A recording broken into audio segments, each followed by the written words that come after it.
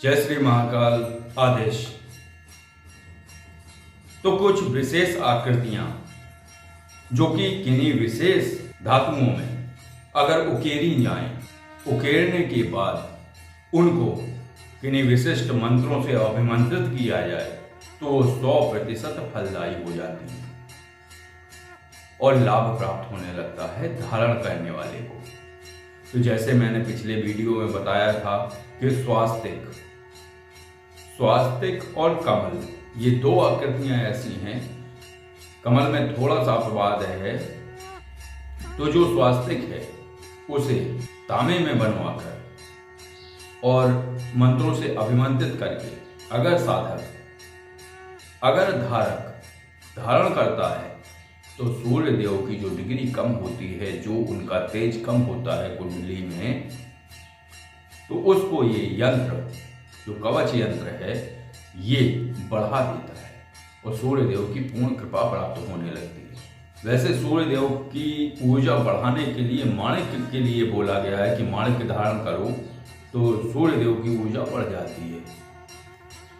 लेकिन अगर माणिक्य नहीं धारण कर पा रहे हैं आप, और माणिक्य जो असली है माणिक्य नहीं प्राप्त हो पा रहा है, क्योंकि माणिक्य के उपरत्न होते हैं कुछ, और उपरत्नों की वजह से उसको पूर्ण लाभ नहीं प्राप्त होता है। फिर सूर्यदेव की ऊर्जा बढ़ाने के लिए 21 माला सूर्यदेव का मंत्र जाप करना होता है, आदित्य हृदय स्तोत्र का पाठ करना होता है, लेकिन समय अभाव के कारण वो व्यक्ति नहीं कर पाता है। तो उसके लिए सबसे अच्छा एक विकल्प है कि इन ऐसी आकृतियों को, ऐसे कवच यंत्रों को जो अभिमंत्रित हों, उन्हें धारण करने से उसे विशेष लाभ प्राप्त होने लगता है। दूसरी आकृति होती है, दूसरा यंत्र कवच होता है श्री यंत्र का, जो विशेष धातु पर तैयार किया जाता है और तैयार करने के बाद उसको उन मंत्रों से अभिमंत्रित किया जाता है। तो श्री यंत्र को धारण करने से धन, ऐश्वर्य और रोजगार प्राप्त होने लगते हैं। कछुए की आकृति अगर एक विशेष धातु पर उकेरी जाए, उकेरने के बाद उस कवच यंत्र को अभिमंत्रित करके धारण किया जाए तो ये जीवन ऊर्जा बढ़ाता है और दुर्घटनाओं से शरीर की रक्षा करता है। तो जिसके साथ लगातार दुर्घटनाएं होती हैं वो कछुए की आकृति को अभिमंत्रित करके धारण कर सकता है, और कछुए की आकृति उसकी जीवन ऊर्जा बढ़ाती है, उसके शरीर को दुर्घटनाओं से बचाती है, और ये एक लंबी आयु का प्रतीक है। हाथी दांत के विषय में आपको पहले ही बता चुके हैं कि शनिदेव की वक्र दृष्टि को कम करके उनकी कृपा प्राप्त कराता है हाथी दांत। उस हाथी दांत से बनी हुई ताबीज को आप गले में धारण करेंगे तो उससे आपको शनिदेव की कृपा प्राप्त होने लगेगी।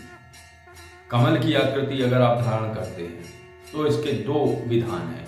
अगर आप गले में धारण करते हैं, हृदय के पास वो ताबीज रहती है तो सूर्य देव की कृपा प्राप्त होती है, और अगर आप दाहिने बाजू में उसको धारण करेंगे तो शनि देव की कृपा प्राप्त होगी। लेकिन सभी कवच यंत्रों को, जो विशेष आकृति के कवच यंत्र हैं, उनको धारण करने से पहले उनको अभिमंत्रित करना बहुत आवश्यक है। सीढ़ी की आकृति केतु देव की कृपा प्राप्त कराती है। उल्टा स्वास्तिक अगर कोई साधक धारण करता है तो वो उसे तंत्र विद्या में पारंगत करता है, और खासकर जिनके तीक्ष्ण तत्व हैं और जो अभिचार क्रियाएं या वामपंथी क्रियाओं में कार्य कर रहे हैं उनके लिए विशेष फलदायी है। और सर्पदंड जो मैंने बताया था, तो सर्पदंड राजनायकों के लिए, व्यवसायियों के लिए, या जिनकी स्वयं की अपनी फैक्ट्रियां, कंपनियां चल रही हैं, तो वो उनकी क्षमताओं को, उनकी पावर को पूरा 100% बढ़ा देता है। तो ये उन लोगों के लिए लाभकारी है। जो कलश की आकृति है वो माँ लक्ष्मी का प्रतीक है, तो उसे धन, वैभव, यश और माँ लक्ष्मी की कृपा प्राप्त होती है उस व्यक्ति को जो ये धारण करते हैं। तो